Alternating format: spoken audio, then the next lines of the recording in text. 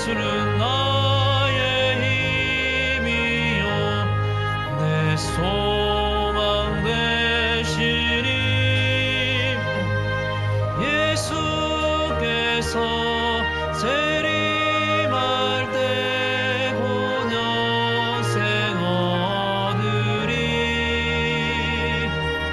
한없는 복을 주시고 영원한 기쁨 주리니 나의 생명 나의 기쁨 주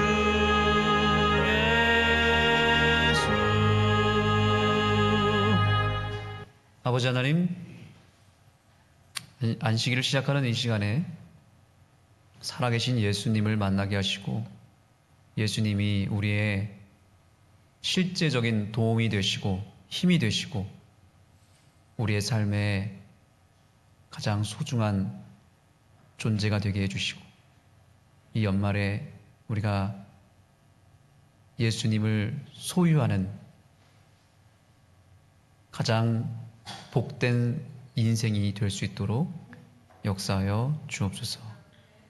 이 시간 현장에서 그리고 온라인을 통해서 참여하는 모든 주의 백성들 위해 주님께서 친히 방문하여 주시고 문을 열어주시고 그 속에 들어가 주시옵소서. 예수님의 이름으로 기도드립니다. 아멘. 234장입니다. 234장 장면입니다.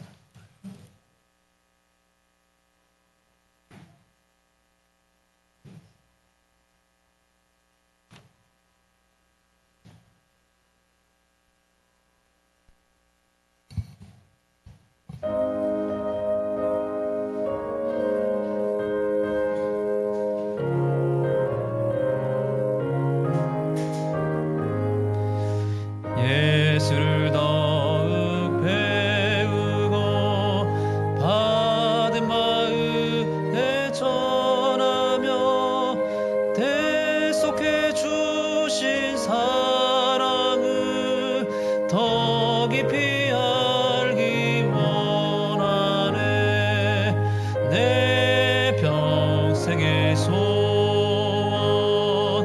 내 평생의 소원 대속해 주신 사랑을 더 깊이 알기 원하네. 4절입니다. 예수께 영광 돌리세 그 이름 거룩하도다. 평화의 왕이 오신 후 그 나라 백성 되겠네. 내 평생의 소원 내 평생의 소원 대속해 주신 사랑을 더 깊이 알기 원하네.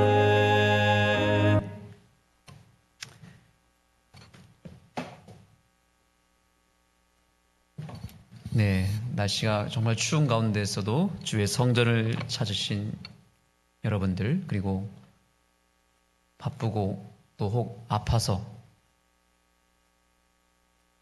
이 자리에 참석은 하지 못하지만 온라인을 통해서 참여하고 있는 우리 많은 우리 성도님들 다시 한번 예수님의 이름으로 축복합니다.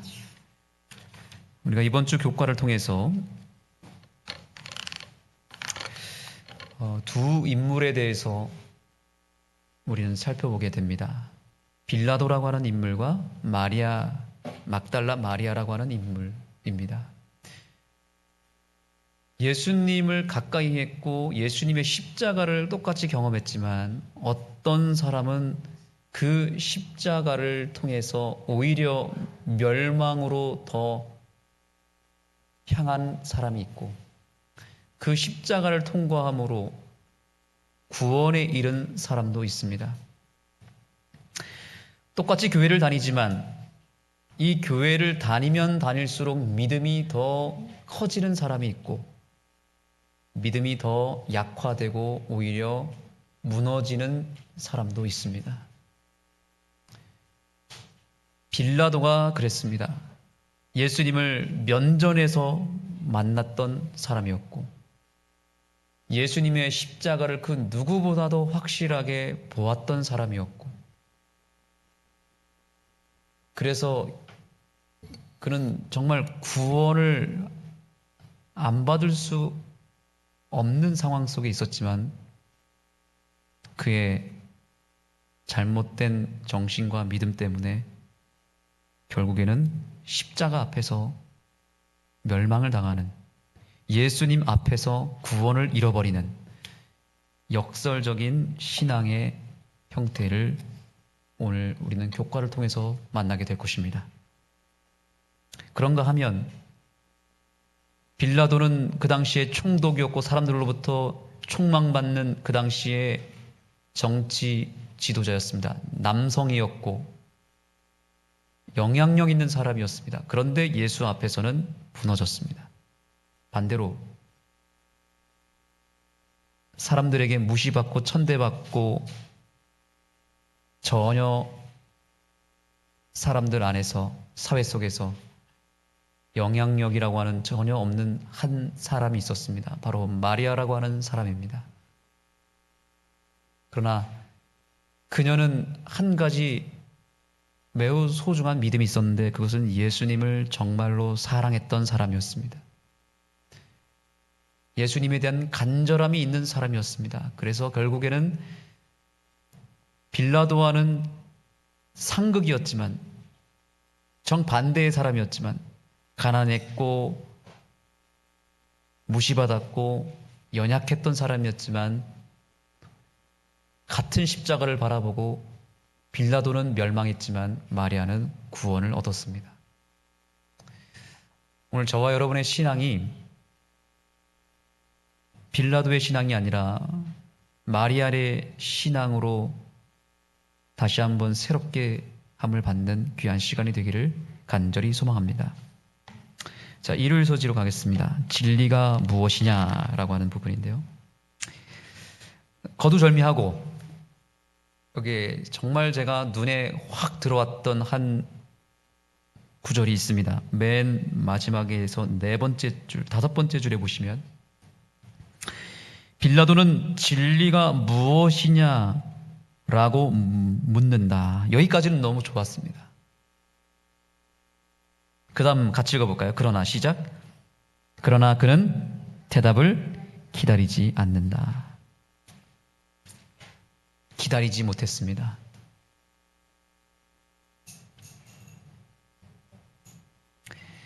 기다리는 것을 하지 못하는 사람은 진리를 만날 수 없는 것입니다. 따라해 보겠습니다. 성도들의 인내가 여기 있나니 진리를 깨닫고 예수님을 만나고 구원을 우리가 받는 한 가지 정말 확실한 비결이 있는데 그것은 기다릴 줄 알아야 한다는 사실입니다.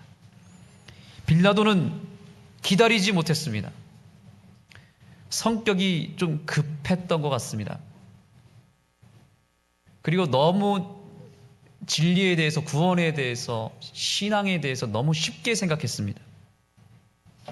그래서 예수님은 분명히 답을 알려주려고 준비를 하고 계셨고 빌라도가 조금만 기다렸더라면 예수님은 빌라도를 구원할 만한 진리의 복음을 그에게 전달했을 텐데 예수님의 행색이 피투성이 그리고 비천한 모습으로 십자가에 이제 막 올라야 되는 죄수의 모습으로 서 있는 예수님이 그에게는 별로 매력적이지 않았던 것 같습니다. 그래서 한번 그래도 뭔가 특별함이 있을 테니 한번 진리가 무엇이냐라고 질문은 던졌지만 기다리지 않고 바로 그는 군중들에게 향했습니다. 이것이 바로 빌라도의 패착이었습니다. 교훈의 말씀도 보겠습니다. 주님은 진리를 증거하러 오셨으며 진리에 속한 사람은 그 음성을 듣는다고 하셨다. 진리에 속한 사람은 뭘 듣는다고요? 그 음성을 듣는다고요. 음성을 들으려면 어떻게 된다고요? 기다려야 된다는 거죠. 빌라도는 진리 가까이 갔음에도 편견과 압박과 이해 때문에 기회를 놓쳐버렸다.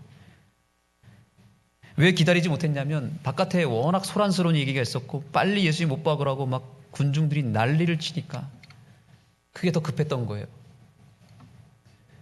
급한 일, 긴급한 일, 정신없는 일, 분주한 일로 인해서 예수를 앞에 두고도 예수님을 기다리지 못하고 그 급한 일을 해결하고자, 그 급한 불을 끄고자 군중들에게 향했던 것입니다. 우리가 한 해 동안 우리의 신앙을 끊임없이 깎아 먹는 것은 무엇이냐면 우리의 분주함입니다. 세상이 얼마나 시끄럽습니까? 요새도 많이 시끄럽죠, 세상이. 그래서 사람들의 시선은 어디로 가 있습니까? 그 이슈로 향하게 되어 있고 그곳에 주목하게 되어 있고, 그리고 이 연말이 얼마나 바쁩니까? 얼마나 중요한 모임이 많고 얼마나 중요한 해결해야 될 문제들이 있습니까? 우리의 마음에 여유가 없다 보니까 예수님이 여전히 우리 앞에 서 계심에도 불구하고 우리는 그분 앞에 머무는 것 자체가 우리 스스로 불가능하다 생각하고 그분 곁을 자꾸 떠나는 것입니다. 제가 요새 수학 공부를 하고 있습니다. 우리 전석현 집사님이 만든 엄마표 수학 소그룹을 하고 있습니다. 일요일마다 하고 있는데 우리 권희재 집사님 또 우리 식구들과 같이 초등학교 3학년, 4학년 우리 학부모들이 지금 전성현 집사님에게 수학을 배우는데 와 너무 잘 가르치시고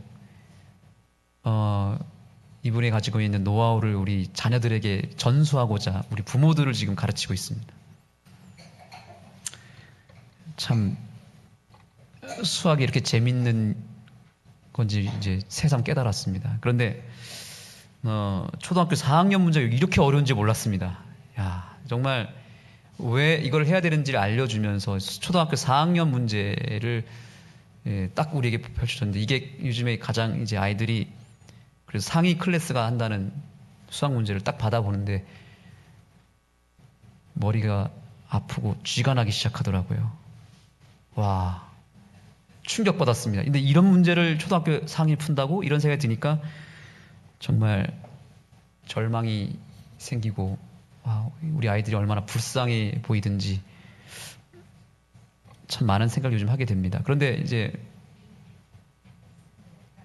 그 어려운 수학 문제 앞에서 계속 머물다 보니까 이거를 한 번 읽으면 이해가 안 돼요. 2번, 3번, 안 되면 10번이라도 읽고 주어진 시간을 충분히 활용하면서 깊이 생각하고 이거를 문장 하나하나를 뜯어보기 시작하니까 답이 보이기 시작하더라고요. 그래서 문제 앞에서 오래 머물면 답을 찾을 수 있는 것입니다. 우리가 예수라고 하는 존재, 진리라고 하는 것이 왜 자꾸 어려운지 아십니까? 수학 문제처럼 어려운 이유가 있습니다. 왠지 아세요? 우리가 그 문제 앞에, 그 진리 앞에 오래 머물러 본 시간이 너무 짧은 것입니다. 예수님 앞에 우리가 머물면 머물수록 답을 찾을 수 있을 것입니다. 진리라고 하는 것이 그렇게 쉬운 것이 아닙니다. 그냥 1 더하기 1, 구구단 외우듯이 그냥 그게 공식처럼 단순한 거라면 그게 진리겠습니까? 진리는 너무나 심오한 것이고 깊은 것이고 방대한 것이고 그래야 진리겠죠. 그렇죠? 평생 연구해도 다 알 수 없을 만큼 그 세계는 넓은 것인데 그것을 정말 수박 겉핥기식으로 우리가 머물지 않고 그냥 바로바로 답을 찾으려고 하다 보니까 진리가 점점 어려워지고 이해가 안 되는 것입니다. 우리가 내년 2025년에는 진리 앞에 오래 머물 수 있는 시간이 우리에게 왔으면 좋겠고, 예수님 앞에 오랫동안 머물다 보면 그분의 음성을 듣게 된다는 사실을 기억하시기 바랍니다. 이것이 빌라도의 패착이었다.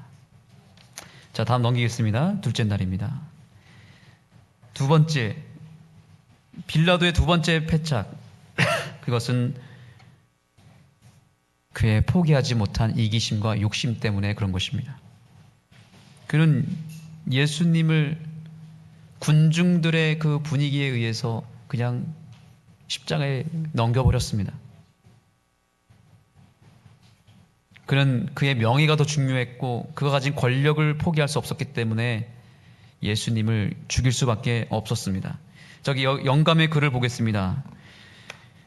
167페이지입니다. 그들은 그리스도께서 항상 주장하시는 높은 의의 표준을 미워하였다.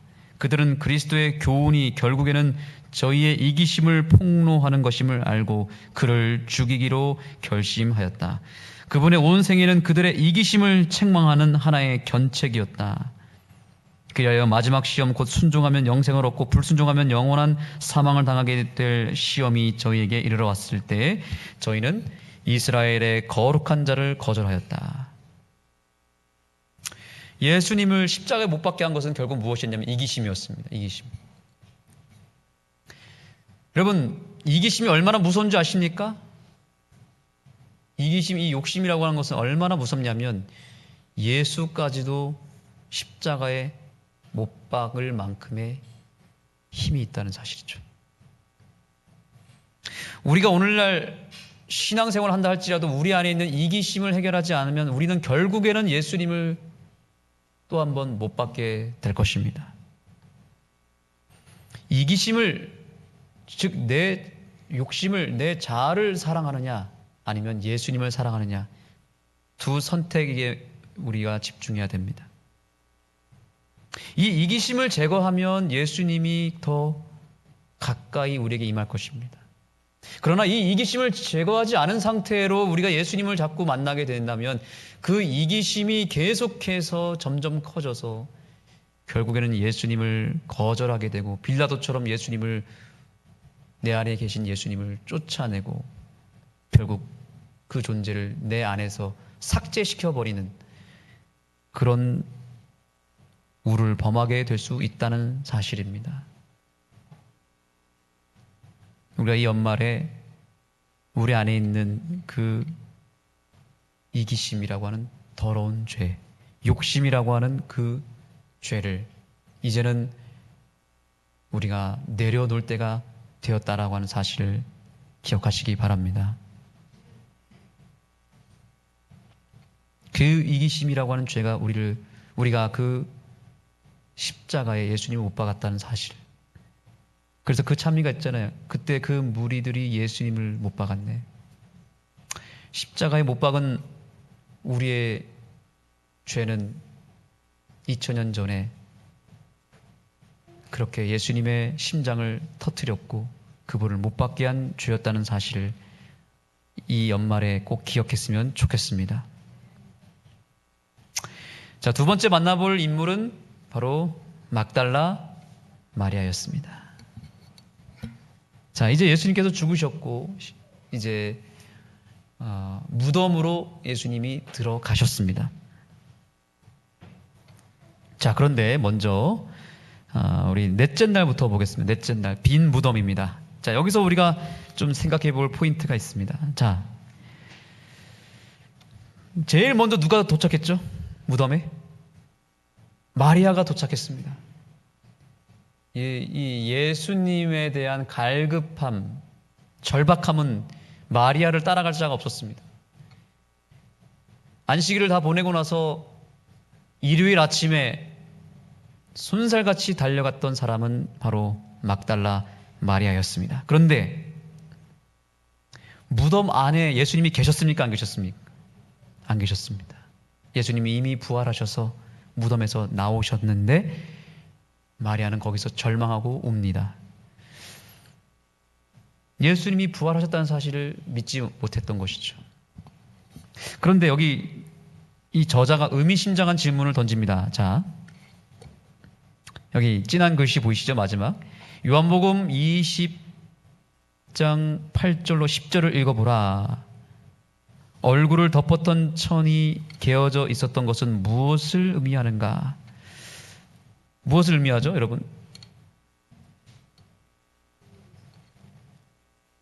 이 예수님을 덮었던 세마포, 그러니까 칭칭 둘렀던 시체를 이제 염을 하고 이렇게 옷을 입히잖아요, 그렇죠? 그 옷이 어떻게 된 거예요? 싹 풀어져서 그냥 이렇게 지저분하게 널브러진 것이 아니라 아주 깔끔하게 개켜져 있었다는 것입니다. 이것을 보고 제자들은 예수님이 무엇하셨다? 부활하셨다고 믿은 것입니다. 왜냐하면 그 당시에는 예수님의 시체를 누군가 훔쳐갔다라고 하는 주장도 있었습니다. 왜냐하면 예수님의 부활을 믿고 싶어 하지 않고 믿으려 하지 않았던 사람들이 주장했던 한 가지 가짜 뉴스가 뭐였냐면, 그 시체는 누군가 훔쳐갔을 것이다. 그런데 훔쳐가는 상황이라면 그 예수님을 둘렀던 그 세마포 옷을 개켜둘 여유가 있었을까요? 없었을까요? 없었겠죠. 그냥 세마포 쌓여진 채로 들고 갔던지 아니면은 벗어두더라도 그냥 던져두고 갔지 이거를 갤 시간이 있었겠습니까? 그 자체가 뭐예요? 그 자체가 예수님이 부활하셨다는 증거가 되는 것입니다. 그런데 좀 더 한 번 더 생각해 볼 필요가 있습니다. 저는 좀 거룩한 이 상상력을 좀 동원해서 왜 저자가 이 질문을 했는지 한번 생각해 봅시다. 이런 생각을 해봤습니다. 이 개켜져 있는 세마포 옷은 제자들에게 있어서는 예수님께서 뭔가 신호를 보낸 하나의 징표로서 부활의 상징으로서 이거를 일부러 예수님이 개켜두고 가셨다라고 하는 생각을 해보게 된 것이죠. 왜냐하면 이것은 여러분의 생활 속에서 얼마든지 이건 공감이 될 만한 이야기입니다. 우리가 뭔가를 옷을 갤 때에도 사람마다 수건을 개거나 양말을 말아 갤 때 사람마다 다 똑같이 개는가요? 아니면 다르게 개던가요? 다 다르게 냅니다. 수건을 어떤 사람은 이렇게 동그랗게 만한 사람이 있고 두 칸으로 접는 사람이 있고 한 칸을 접는 사람이 있고 또 저희 집은 세 칸을 접습니다. 그렇죠? 네. 양말 하나, 수건 하나를 개도 사람마다 다 스타일이 있습니까? 스타일이 있습니다. 티셔츠, 바지를 걸어놔도 어떤 사람은 반을 접거나 피거나 뭐 별의별 그 자긴 나름대로의 그 성격이 거기서 다 드러납니다. 제자들이 3년 반 따라다니면서 예수님께서 뭔가를 개켜두는 걸 봤을까요? 안 봤을까요? 저는 분명히 봤다라고 생각합니다. 그런데 예수님이 개는 방법이 분명히 예수님도 스타일이 있었을까요? 있었을 겁니다. 네. 분명히 예수님 방식의 옷을 혹은 이불을 개켜두는 방식이 있었을 것입니다. 그래서 제자들이 그 개켜둔 걸 보고 확신을 했던 이유는 저는 거기에 있다고 생각하는 것입니다. 이거는 누가 하신 거다. 이건 예수님이 아니면 이렇게 갤 사람이 없는데, 예수님이 계셨구나. 확신이 들지 않았을까요? 예수님이 부활하시면서 이제 이 무덤에 찾아올 제자들과 마리아를 생각했겠죠. 그런데 그냥 세마포 옷을 그냥 훌렁 뒤집어 쓰고 가시거나 그냥 이걸 던져두고 가면은 이게 여러 생각을 할 거 아닙니까? 그러니까 어떻게 하신 거예요? 그래, 내 방식대로 잘 개서 두고 가면 내가 부활한 걸로서 알겠지. 그래서 그렇게 개켜두고 떠나신 것입니다. 제자들은 그 예수님이 개어두신 세마포 옷을 보는 순간 그때 이미 부활에 대한 확신이 있었던 것입니다. 그래서 그 성경절에 보시면 요한복음 20장 10절에 보시면 그들이 보고 믿었더라. 따라해 보겠습니다. 보고 믿었더라. 저와 여러분의 삶 가운데 예수님께서는 나만 알고 있는 예수님의 어떤 모습이 있을 것입니다. 이미지가 있을 것입니다. 그분의 음성이 있을지도 모르고 예수님과 나 사이에만 알고 있는 뭔가 증거가 있을 것이라는 말이죠. 2025년도에는 여러분의 삶 가운데 예수님이 흔적으로 남겨두고 가신 예수님의 생생한 증거들을, 그런 시그널을 우리 모두가 발견하는 기쁨이 있게 되기를 간절히 소망합니다. 이것이 있어야 되는 것입니다. 그냥 교회에서 예배를 통해서, 설교를 통해서 그냥 들은 어떤 메시지가 아니라 내 개인의 삶 속에서 동행하셨던 예수님께서 요소요소마다 내 삶 속에 내가 어떤 위기에 처했을 때, 내가 힘들고 내가 어떤 어려움에 닥쳤을 때 예수님이 나에게 보내는 시그널이 있다는 것이죠.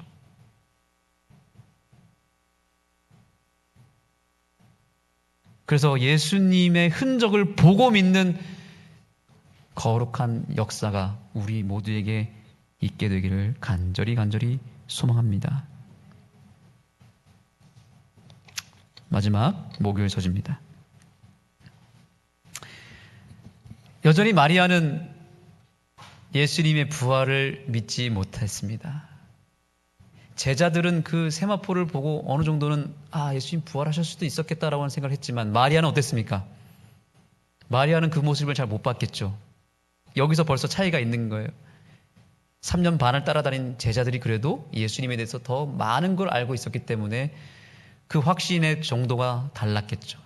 그러나 이 마리아는 여전히 연약한 믿음을 가지고 있습니다.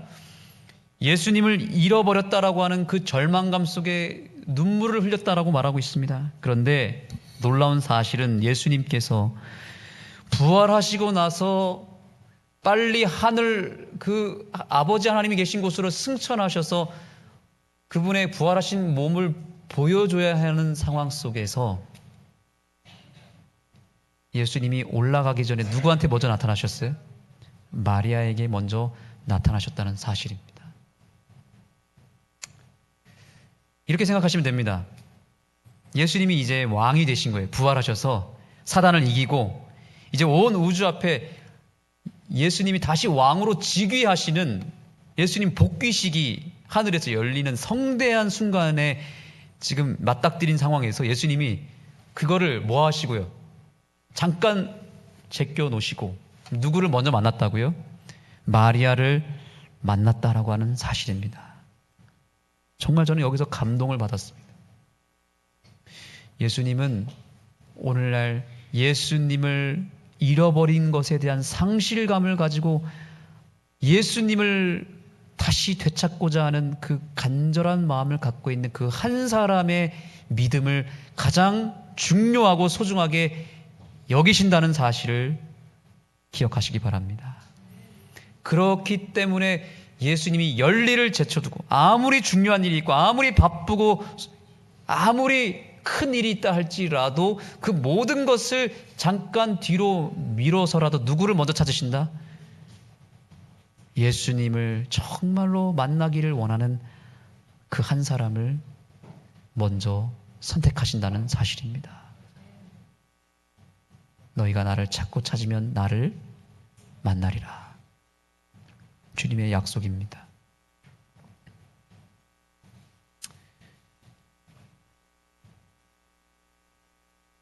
교훈의 말씀을 보겠습니다. 마리아는 주님을 잃은 상실감에 무덤까지 비워서 더 낙담하고 있었다. 저는 여기서 주목하고 싶었던 구조는 이것입니다. 마리아는 주님을 잃은 상실감이 있었다는 것이죠. 오늘 우린 돌아봐야 됩니다. 나에게는 주님을 잃은 상실감이 나에게 있는가? 이 감각이 있는가? 자, 여러분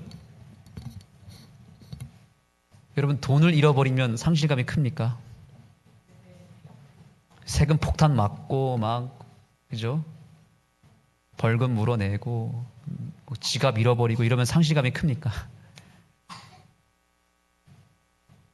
내가 소중하게 여겼고 내가 의지했던 것이 갑자기 사라지면, 그게 물질이 되었든지 어떤 사람이 되었든지 내 인생에 정말 소중한 한 존재가 사라져버리면 상실감이 크겠죠. 그렇죠? 예수님을 잃어버렸을 때도 그런 상실감이 있으십니까? 그 정도의 상실감. 저는 어쩔 때 그런 생각이 듭니다. 정말 내가 내 인생에 뭔가 큰 한 축이 이렇게 무너져 내려서 잃어버렸을 때 그 상실감이 정말 크단 말이죠. 근데 과연 내가 예수님을 놓쳤을 때, 예수님을 잃어버렸을 때는 왜 이런 상실감이 안 생길까? 근데 마리아는 그 상실감이 있었던 것입니다. 저는 오늘 같이 기도하기를 원하는 것은 이것입니다. 2025년도에는 우리 안에 세상의 여러 가지 것들을 잃어버려서 상실하는 것이 아니라 예수님을 잃어버릴 때마다 마리아에게 솟아났던 그 주님을 잃은 상실감이 우리 속에 강하게 작용되는 내년 한 해가 되기를 우리가 기도해야 되지 않겠습니까? 이 상실감을 갖고 있지 않으면 죽은 것입니다. 이 상실감, 주님을 잃은 상실감, 이걸 뒤집어서 말하면 뭐예요? 주님을 얻었을 때는 뭐예요? 만족감, 더할 나위 없는 엄청나게 큰 만족감이 우리에게 찾아오고, 주님을 잃어버렸을 때에는 세상을 다 잃어버린 것처럼 정말 죽을 만큼의 큰 절망감이 우리에게 생겨야 되지 않겠습니까? 예. 그 우리의 삶의 행복과 불행은 예수님이 있고 없고에 있어야 되는 것이지, 예수님이 아닌 다른 것에 의해서 내 행복과 내 삶의 방향이 왔다 갔다 해서는 안 된다는 것이죠. 오로지 예수님 한 분만을 우리가 놓고 그분의 삶에, 그분을 내 삶에 모실 때와 잃어버렸을 때 그 큰 간극이, 그 거룩한 감각이 우리에게 정말 생생하게 나타나야 된다는 사실을 기억하시기 바랍니다. 마지막으로 여기 한 구절을 다시 읽겠습니다. 저는 이 부분이 가장 감동이었습니다. 맨 마지막 문단, 마리아야, 마리아야. 그 한마디는 모든 것을 바꿔 놓은 한마디였다. 아멘. 여러분, 예수님은 우리의 이름을 기억하시는 분이십니다. 우리가 가장 힘들었을 때, 가장 큰 상실감에 있었을 때, 가장 큰 위기를 만났을 때, 주님은 우리의 이름을 불러주시는 분이십니다. 주님의 관심사는 바로 저와 여러분의 삶에 닥친 그 상실감과 위기와 불행에 있다는 사실입니다. 우리가 힘들면 주님은 아무리 큰 일이 있어도 그것이 중요한 게 아니라 우리 한 사람 한 사람이 닥친 그 삶의 불행과 위기를 주님께서는 더 급하게 여기신다는 사실이죠. 그래서 저는 힘들 때 정말 뭔가 힘들어서 어쩔 때는 울고 싶기도 하고 그냥 도망가고 싶을 때도 있고, 뭔가 형용할 수 없는 우울감에 빠졌을 때 결국엔 언제 제가 돌아오는지 그 포인트를 생각해 보니까 예수님의 음성을 듣는 순간이더라고요. 네, 다른 게 아니에요. 예수님은 정말 어김없이 찾아오십니다. 어떻게 찾아오는지 아세요? 딱 한마디예요. 성원아. 그걸로 끝나는 거예요. 여러분, 예수님 음성을 들어보셨습니까? 내 이름을 불러주신 성원아. 많이 힘들지? 너 옆에 내가 있어.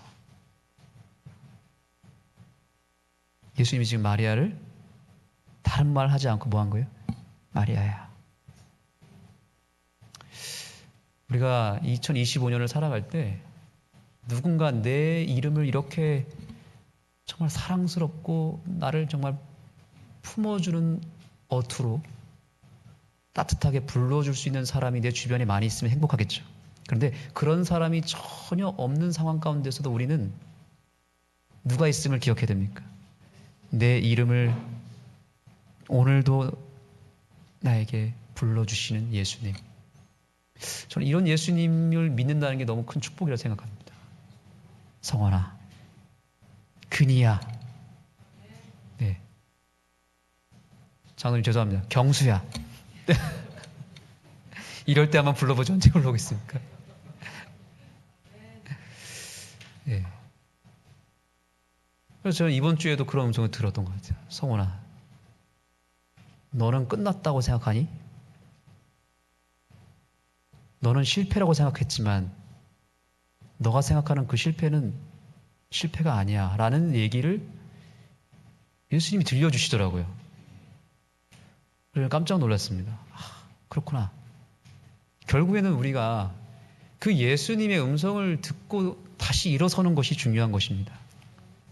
근데 우리가 절망에 빠졌을 때 자꾸 세상의 소리를 듣고 어떤 사람에게 위로를 받으려고 하면 이게 안 되는 것 같아요. 이게 물론 누군가를 만나고 내 소중한 친구들이, 가족들이 위로해 주는 게 위로가 되겠지만 그게 그때뿐이더라고요. 근데 예수님이 내 이름을 불러주시면 정말 이거는 경험해 본 사람만 알 수 있어요.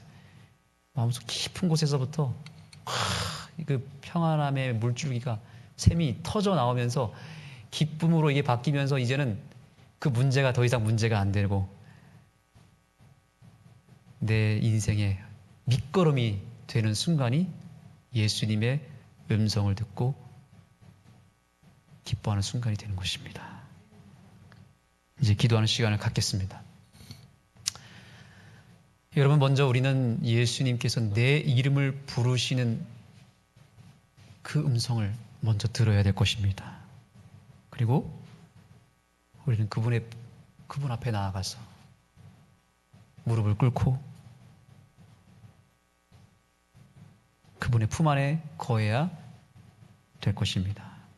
우리의 눈물을 닦아주시고 우리의 상처를 어루만져 주시는 그 예수님의 손길을 느끼는 것이 신앙의 본질인 것입니다. 이 시간 우리가 기도하면서 나에게 깊숙이 다가오시고 내 이름을 부르며 계속해서 우리 앞에서 기다리고 계시는 예수님 앞에 머물기를 소망합니다. 그분 곁을 떠나지 마시고 그분 앞에 머무시기 바랍니다. 개인 기도하시겠습니다.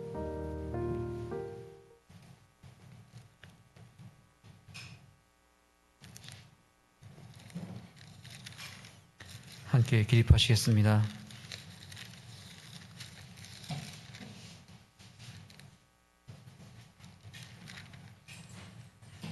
우리 찬미 우리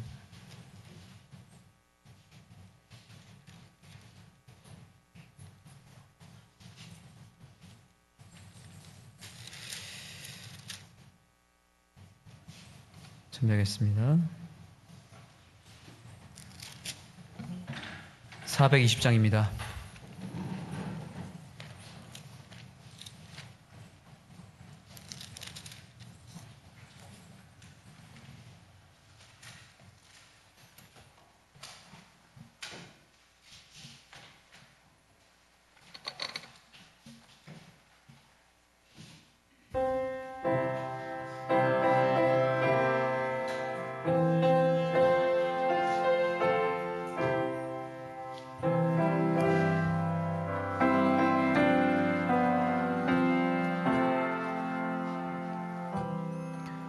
주 예수보다 더 귀한 것은 없네. 이 세상 부귀와 바꿀 수 없네. 영죽을 내 대신 돌아가신 그 사랑 잊지 못해. 세상 즐거움 놔버리고 세상 자랑 다 버렸네. 주 예수보다 더 귀한 것은 없네. 예수 밖에는 3절 합니다. 주 주 예수보다 더 귀한 것은 없네. 이 세상 행복과 바꿀 수 없네. 유혹과 핍박이 몰려와도 주 섬기는 내 맘 헤엄치 못해. 세상 즐거움 다 버리고 세상 자랑 다 버렸네. 주 예수보다 더 귀한 것은 없네. 예수밖에는 없네.